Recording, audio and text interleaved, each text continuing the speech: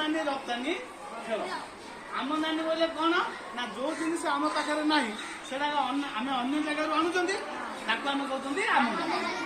ଆମ ପାଖରେ ଯୋଉ ଜିନିଷ ଅଧିକ ଅଛି ତାକୁ ଆମେ ଅଲଗା ଜାଗାକୁ ପଠାଉଛନ୍ତି ସେଇଟାକୁ କହୁଛନ୍ତି ଆମେ ରପ୍ତାନି। ଗୁଡ୍। ହେଲେ ଏବେ ଆମେ ଯେତେବେଳେ ମୁଁ ଆମଦାନୀ କହିବି ତମେ ଭୁଲ ଭିତରକୁ ଆସିବ। ମୁଁ ଯେତେବେଳେ ରପ୍ତାନି କହିବି ଭୁଲ କରିବ ନାହିଁ।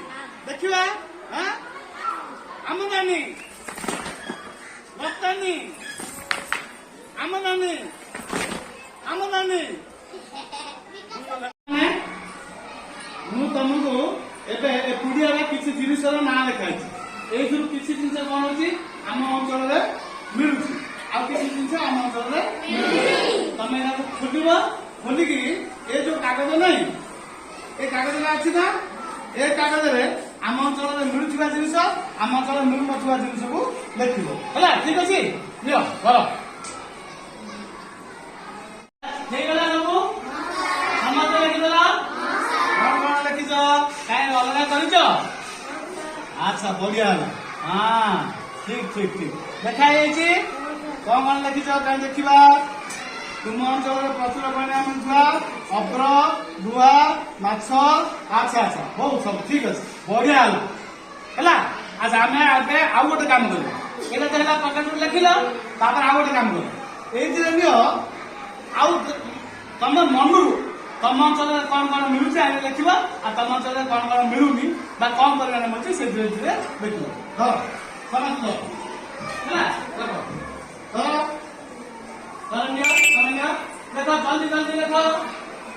ଦେଖ ହେଇଗଲା ପିଲେ ସମସ୍ତ ହେଇଗଲା। ଦେଖିବା କେମିତି ଲେଖିଛ କାହିଁ ଆଣିଲ ତମ ଦଳ କାହିଁ ଝିଅ ଟିକେ ପଢିଲୁ। ତମ ଅଞ୍ଚଳରେ ବେଶୀ ପରିମାଣ କଣ କଣ ଉତ୍ପାଦିତ ହଉଛି?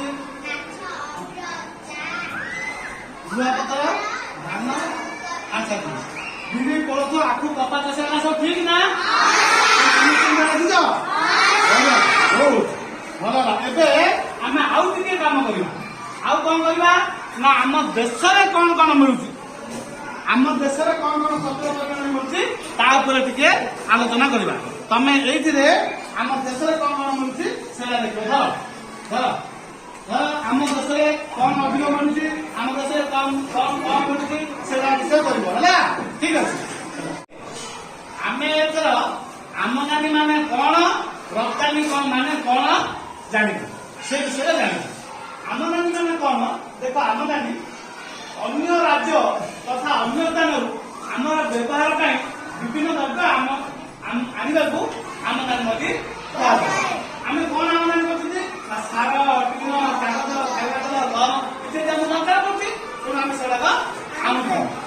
ରପ୍ତାନୀ ମାନେ କଣ ନା ଦେଖ ଗୋଟେ ଦେଶରେ ତାଙ୍କର ଯେତିକି ଦରକାର ତାର ଯଦି ଅଧିକ ଉତ୍ପାଦନ ହେଲା ତାହେଲେ ସେମାନେ କଣ କରିବେ ସେଟାକୁ ଅନ୍ୟ ଜାଗାକୁ ପଠେଇବେ ତାକୁ ଆମେ କହୁଛନ୍ତି ରପ୍ତାନୀ। ତାକୁ ଆମେ କହୁଛନ୍ତି ଆମେ କଣ କଣ ରପ୍ତାନୀ କରୁଛନ୍ତି ଚିନି ଜୋଟ ଚାଉଳ ଚା କପା ସୁତା ଲୁହା ଲୁହାପଥର ବକ୍ସାଇଟ୍ ମାଙ୍ଗାନିଜ ରବର ଚିଙ୍ଗୁଡି ଇତ୍ୟାଦି ଆମେ କଣ କରୁଛନ୍ତି ରପ୍ତାନୀ କରୁଛନ୍ତି।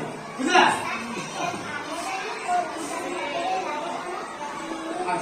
ଆମଦାନୀ ଆଉ ରପ୍ତାନୀ ଫଳରେ ଲାଭ କଣ? ଆମଦାନୀ ଆଉ ରପ୍ତାନୀ କରିବା ଫଳରେ ଆମର ଲାଭ କଣ ହୁଏ?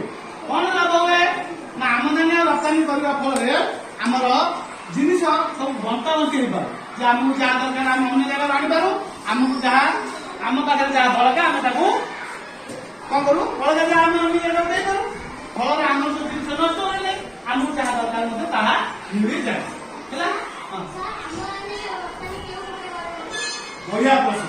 ଆମଦାନୀ ଆଉ ରପ୍ତାନୀ କେମିତି କରାଯାଏ କୋଉ କୋଉ ବାଟରେ କରାଯାଏ? ଗୋଟେ ହଉଛି ରେଳ ପଥରେ ହୁଏ ଆଉ ଗୋଟେ ହଉଛି ସଡ଼କ ପଥରେ ହୁଏ।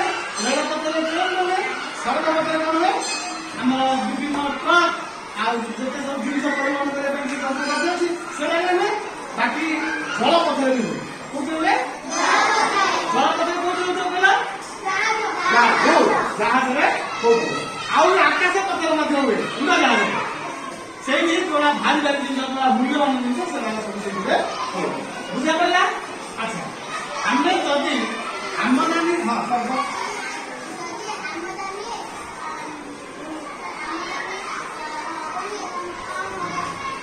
ଆହୁରି ବଢିଆ ପ୍ରଶ୍ନ ଯଦି ଆମଦାନୀ କରିବାନି କଣ ହବ ଆମ ମାନେ ଯଦି ଦେଖ ଆମ ଯଦି ଆମେ କରିବା ନାହିଁ ତାହେଲେ କଣ ହବ ନା ଆମକୁ ଯାହା ଦରକାର ସେଟା ମିଳିବନି ଆଉ ଆମ ଦେଶର ମଧ୍ୟ ଉନ୍ନତି ହବ ଦେଶର ବି ଉନ୍ନତି ହବ।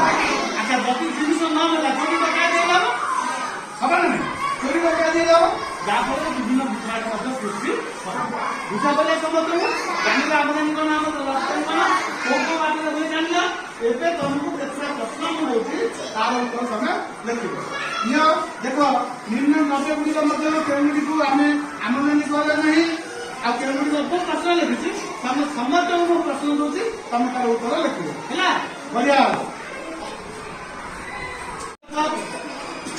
ଲେଖିଦିଅ ବୁଝା ପଡୁଛି ହଁ ବାସ୍ ଏଇ ଉତ୍ତର ଲେଖିଲେ ଲେଖିଲେ ଜବାପତ୍ର ଲେଖେ ହେଲା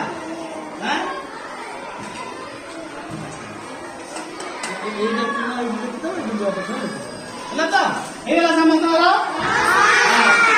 ଦେଖିବା ଦେଖିବା କାଇଁ କଣ କଣ ସବୁ ଲେଖିଛ ଦେଖିବା ହେଲା ଦେଖ ଠିକ କି ନାହିଁ ନିମ୍ନ ଦ୍ରବ୍ୟ ଗୁଡ଼ିକ ମଧ୍ୟରୁ କେଉଁ ଦ୍ରବ୍ୟଟି ଆମ ଦେଶ ଆମଦାନୀ କରେ ନାହିଁ ନୂଆ ଫସଲ ଆଚ୍ଛା କେଉଁ ଜିନିଷଟି ଆମ ଦେଶ ରପ୍ତାନୀ କରେ ନାହିଁ ନୂଆ ଫସଲ ଦିନ ମାନାନୀ ଆମ ଦେଶ କେଉଁ କେଉଁ ଫସଲ ଆମଦାନୀ ରପ୍ତାନୀ କରେ ଆଚ୍ଛା ଆମଦାନୀ କହିଲେ କଣ ବୁଝିଲା ଆଣିବା ରପ୍ତାନୀ କହିଲେ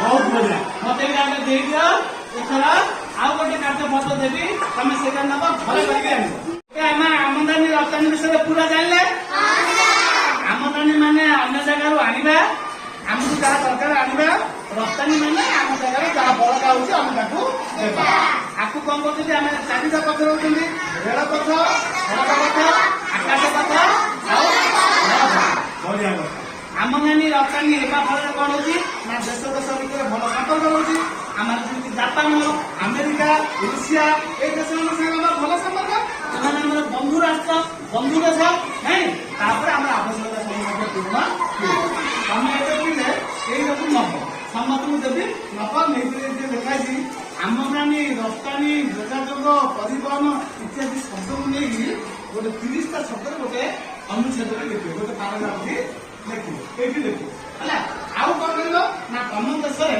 ତମକୁ ଯଦି ଆମେ ବ୍ୟବସାୟ ମନ୍ତ୍ରୀ କରିଦେବୁ କଣ କରୁଛୁ ତମେ ମନ୍ତ୍ରୀ ହେଇଯାଇଛ ମନ୍ତ୍ରୀ ହେଲେ ତମେ ଆମ ଦେଶ ପାଇଁ ଏ ଯୋଉ ବାଣିଜ୍ୟ ବ୍ୟବସାୟ ପାଇଁ କଣ କରୁଛ ଏଇଠି ଲେଖିବ ହେଲା ହେଲା ତମେ ନିଜେ କରିବ ନହେଲେ ତମ ଘରେ ପଚାରିକି କରିବ ସମସ୍ତଙ୍କୁ ବୁଝିଲା